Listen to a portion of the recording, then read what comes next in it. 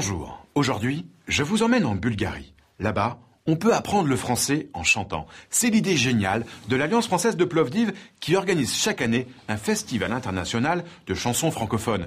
Des jeunes y viennent de toute l'Europe pour chanter en français et les concerts sont retransmis sur des chaînes de télévision locales. De Chisinau, Amsterdam, de Berlin, jusqu'à Blagovocensk en Sibérie, les festivals de chansons francophones amènent de plus en plus de jeunes vers la langue française. D'ailleurs, les professeurs ont bien compris que la chanson pouvait être une source de plaisir pour apprendre le français. C'est ce que nous explique Michel Boiron qui dirige le Kavilam à Vichy. Il accueille chaque année, dans son centre de langue, plusieurs dizaines de professeurs qui apprennent comment enseigner avec la chanson. Forcément, dans les chansons, on va toucher les thèmes de la vie, l'amour, l'amitié, la discorde parfois, mais aussi le voyage, mais aussi la rencontre.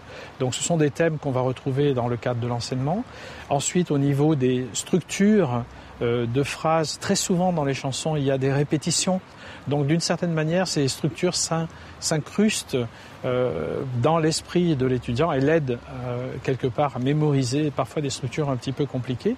Et puis il y a encore cet aspect affectif qui est si important, c'est-à-dire que écouter de la chanson en classe, c'est donner envie d'apprendre le français. Voilà.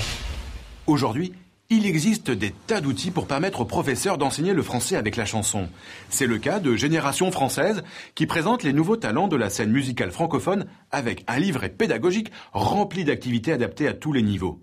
TV5 Monde propose également sur son site plus de 300 fiches pédagogiques sur les chansons de son émission Paroles de clip sous-titrées en français.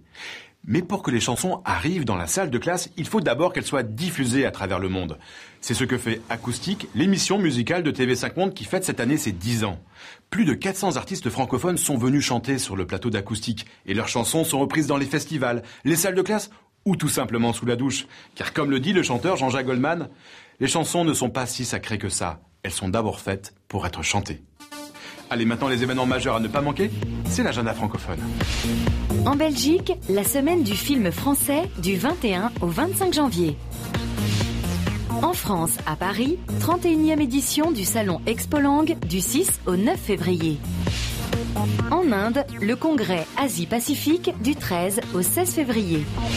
Rendez-vous maintenant sur Internet pour en savoir plus, réagir et partager vos coups de cœur francophones. Prochaine destination, Berlin. D'ici là, bonne semaine à tous sur la planète francophone.